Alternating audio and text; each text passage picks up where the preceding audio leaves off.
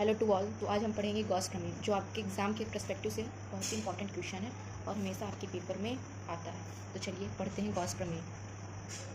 Gauss प्रमेय है क्या? तो समझिए, हमारे फ्रांस के एक भौतिक शास्त्री थे जिनका नाम कार्ल फ्रिड्रिश गाउस था। उन्होंने एक बंद पृष्ठ में विद्युत फ्लक्स एवं आवेश में संबंध बताने के लिए एक नियम दिया था, जिसे हम क्या कहते हैं? गॉस का नियम। तो चलिए लिखिए। फ्रांसीसी वैज्ञानिक, फ्रांसीसी भौतिक शास्त्री, फ्रांसीसी भौतिक शास्त्री कर्नल फ्रिड्रिश ने, कार्ल फ्रिड्रिश ने क्या दिया? एक नियम का उसने किसी बंद पृष्ठ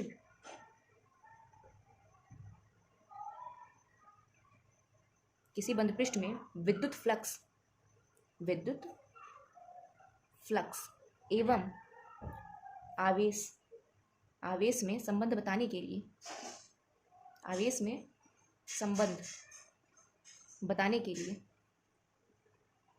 एक नियम दिया।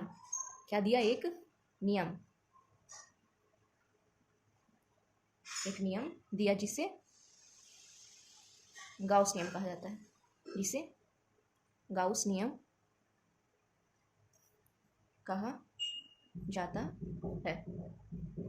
इनके अनुसार क्या था वो कथन? तो चलिए लिखिए। कथन क्या था? कथन इनके अनुसार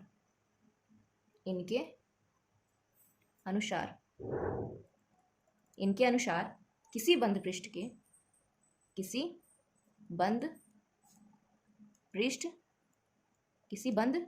पृष्ठ से गुजरने वाला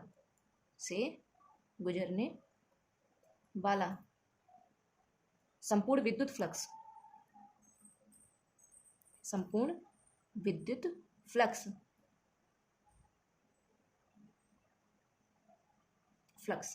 उस बंद पृष्ठ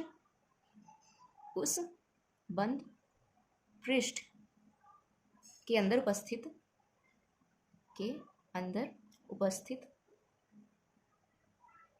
कुल आवेश का 1/एप्सिलॉन 0 गुना होता है। यही आपका क्या था? कथन था। किसके द्वारा? हमारे फ्रांस के भौतिक शास्त्री कार्ल फ्रिड्रिश गाउस ने यह नियम दिया कि इसके अनुसार किसी बंद पृष्ठ से गुजरने वाला संपूर्ण विद्युत फ्लक्स उस बंद पृष्ठ के अंदर उपस्थित कुल आवेश का 1/एप्सिलॉन 0 गुना होता है। मान लीजिए यदि बंद पृष्ठ के अंदर उपस्थित आवेश क्या हो? क्यू हो, तब आपका क्या हो जाएगा? फाई ई बराबर आपका हो जाएगा Q/एप्सिलॉन नॉट। ये क्या था? आपके गॉस के प्रमेय का कथन था। आपको ये जो फाई इक्वल Q/एप्सिलॉन नॉट है, इसी का आपको सत्यापन करना है। तो चलिए लिखते हैं। सबसे पहले हम क्या करेंगे? फिगर बनाते हैं। तो फिर सबसे पहले फिगर बनाइए। देखिए, एक हम गोला बनाते हैं। क्या बनाएंगे? गोला। ये हमारा क्या है? गोला है। ये कैसा है? यहाँ पे बोला गया है ना, एक बंद पृष्ठ के अंदर आवेश हो। ये कैसा एक बंद पृष्ठ हो गया? एक गोलाकार आवेश हो गया। तो यहाँ पे हम मान लेंगे ये कैसा पृष्ठ है? एक यास आकार का पृष्ठ है, गोला पृष्ठ मान लेते हैं। और यहाँ पे एक बिंदु होगा O, जिसको कहते हैं केंद्र, सेंटर। ये सेंटर है। इस सेंटर O पर हमारा एक आवेश है Q। O से, इस बिंदु O से देखिए R दूरी पर, क्या है? R दूरी पर एक बिंदु क्या हम लेंगे? P। क्या लेंगे? P। आप इस रेखा को मिला दीजिए।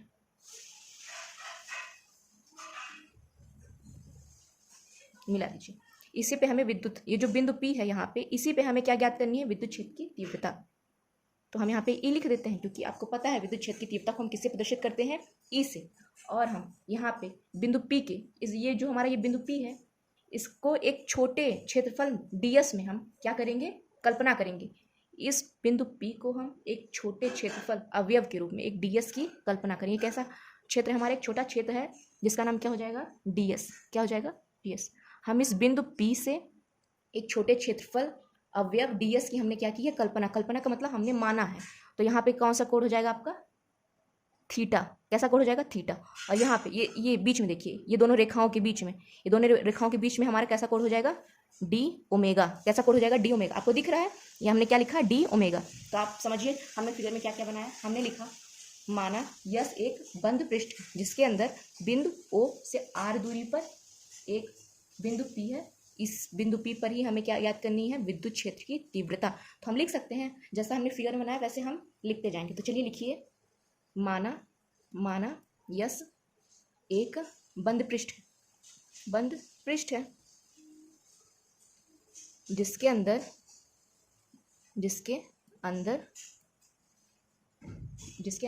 बिंदु O पर क्या है, बिंदु पर प्लस क्यू आवेश स्थित है। तो लिख दीजिए, जिसके अंदर बिंदु O पर प्लस क्यू आवेश स्थित है। फिर हम क्या लिखेंगे, बिंदु O से, इस बिंदु O से r दूरी पर एक हम क्या लेंगे, बिंदु लिए हैं ना यहाँ पे r दूरी पर, ये हमारी r दूरी है। यहाँ इस r दूरी पर हम क्या लिए हैं, एक बिंदु P लिए हैं।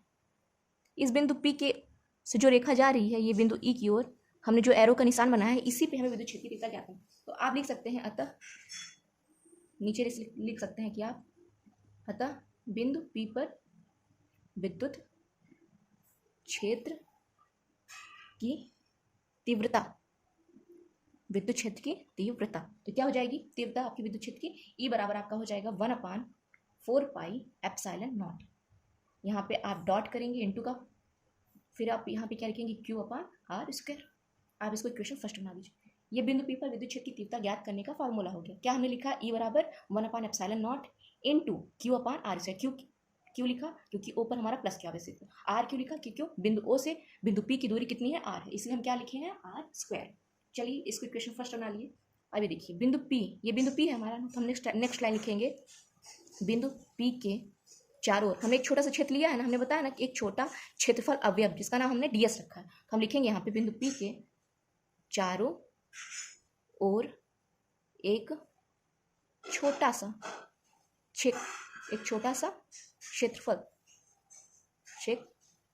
क्या लिए हैं, ds लिए। तो लिख दीजिए, ds लेते हैं। तब ds से संबंधित क्या हो जाएगा, विद्युत फ्लक्स। तो यहाँ पे लिख दीजिए, तब ds से संबंधित विद्युत फ्लक्स। तो आपको पता है विद्युत फ्लक्स को हम किससे प्रदर्शित करते हैं, फाई ई से। तो फाई बराबर क्या है हमारा, फाई ई बराबर हो जाएगा E ds cos थीटा। ये किसका फार्मूला है हमारा, ये हमारा है, ये हमने लिखा है ना विद्युत फ्लक्स का। किसका फार्मूला है हमारा, ये विद्युत फ्लक्स का। ये हमारी विद्युत क्षेत्र की तीव्रता का फार्मूला हो गया हमारा, इसका फार्मूला हो गया विद्युत फ्लक्स का। तो हम इसको बना सकते हैं। अब देखिए, अब हम लेंगे समीकरण 1 से। क्या लेंगे, समीकरण 1 से। देखिए हमारा समीकरण कहाँ है, एक E बराबर क्या है, 1/4 pi epsilon not into Q/r²। जो समीकरण 1 में E की वैल्यू आई है, आप इसमें रख सकते हैं। ये E है ना, तो फाई E बराबर हम लिखेंगे, फाई E बराबर, E की वैल्यू क्या है, लिख दीजिए, जो है 1/4 pi epsilon not into Q/r²।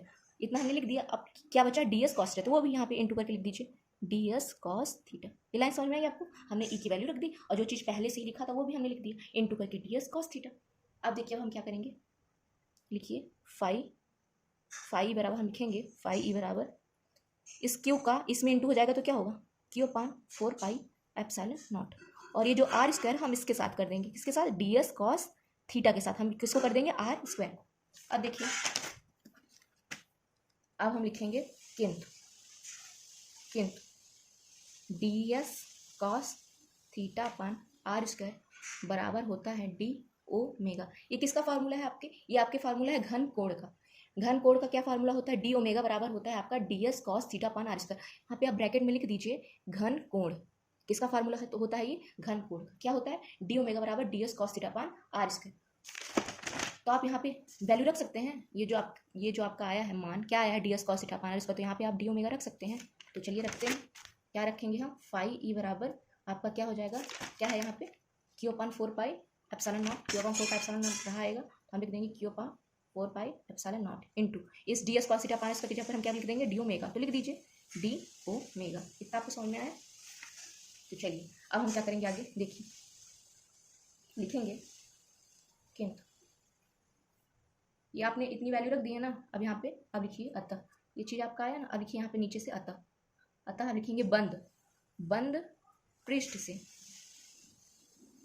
गुजरने वाला, गुजरने वाला संपूर्ण विद्युत फ्लक्स। अब देखिए वाली लाइन समझिए, देखिए अभी तक हमने क्या निकाला, अभी हमने बिंदु P पर विद्युत क्षेत्र की तीव्रता निकाली जो कि हमारी इतनी आई, E बराबर, ये इसका किसका फॉर्मूला हो गया, विद्युत क्षेत्र की तीव्रता का फॉर्मूला। फिर हमने क्या लिया, ये बिंदु P है, इस बिंदु P के चारों हमने क्या कैसा क्षेत्र लिया, एक ds क्षेत्र लिया। देखिए हमने लिया है इस बिंदु P के चारों एक छोटा सा क्षेत्र ds लेते हैं, तब इस ds से संबंधित विद्युत, अभी हमने सिर्फ इतने की विद्युत फ्लक्स ली थी, कितने की, सिर्फ इतने की जो हमने मानी थी। अब हम ये पूरे की विद्युत फ्लक्स लेंगे, मतलब ये जो हमारा पूरा पृष्ठ है ना, बंद पृष्ठ, एस के चारों ओर का जो पृष्ठ है, ये चारों ओर है, इस बंद पृष्ठ के अंदर जो है उसकी हम विद्युत फ्लक्स लेंगे। तो लिखिए क्या लिखे हमने, अतः बंद पृष्ठ से गुजरने वाला संपूर्ण विद्युत फ्लक्स। तो क्या हो जाएगा आपका, फाई ई बराबर आपका हो जाएगा, ये हम इंटीग्रेशन का फार्मूला लगा देंगे, किसका, ये इंटीग्रेशन का साइन है, इंटीग्रेशन का मतलब समाकलन का साइन है, तो हम क्या लिख देंगे यहाँ पे, समाकलन मतलब इंटीग्रेशन का साइन लगा के ये जो वैल्यू आई है आपकी फाई तो रहेगी, ये जो पूरी वैल्यू आई है अब इसको यहाँ पे रख सकते हैं, तो रख दीजिए 4 pi epsilon not into D omega. अब चलिए फाई ई बराबर क्या हम रख देंगे, जैसे इंटीग्रेशन में हमेशा किसका समाकलन होता है बताइए, चर राशियों का, अचर का नहीं होता है, तो हम निकाल देंगे, जो अचर है उसको निकाल देंगे, जो चर है उसका हम समाकलन कर देंगे। तो चलिए देखिए हमने क्या, ये पूरा पॉइंट आपका निकल आएगा, क्या निकल आएगा, Q upon 4 pi epsilon not, ये पूरा आपका निकल आएगा।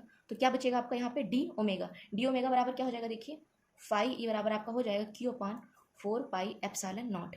डी ओमेगा की वैल्यू होती है यहाँ पे लिख दीजिए किंतु, किंतु समाकलन डी ओमेगा मतलब डी ओमेगा, किंतु इंटीग्रेशन डी ओमेगा की वैल्यू होती है 4 पाई। जैसे हमने यहाँ पे बताया ना, ये घन कोण की वैल्यू होती है d omega equal d s cos theta upon r square, इसी प्रकार इस डी ओमेगा की वैल्यू होती है, क्या होती है, घन कोण में। जब आप घन कोण की परिभाषा पढ़े हैं तो उसमें आपने देखा होगा कि घन कोण की परिभाषा में डी ओमेगा बराबर होता है इंटीग्रेशन डी ओमेगा बराबर होता है 4 पाई। बस हमने वही वैल्यू यहाँ पे रख दी है, तो डी ओमेगा की वैल्यू क्या हो गई आपके 4 पाई, हम यहाँ पे रख सकते हैं 4 पाई, इंटू करके हम यहाँ पे रख सकते हैं 4 पाई। देखिए यहाँ भी 4 पाई, यहाँ भी 4 पाई, तो ये 4 पाई से 4 पाई कट गया, तो आपका क्या बचा, फाई बराबर आपका बचा क्यू अपान एप्सिलॉन नॉट। यही आपको प्रूव करना था, यही आपको सत्यापित करना था, यही ना आपका गॉस का प्रमेय आया था, ये देखिए आया था ना गॉस का कथन। अगर आपको समझ में आया तो आप स्क्रीनशॉट ले सकते हैं।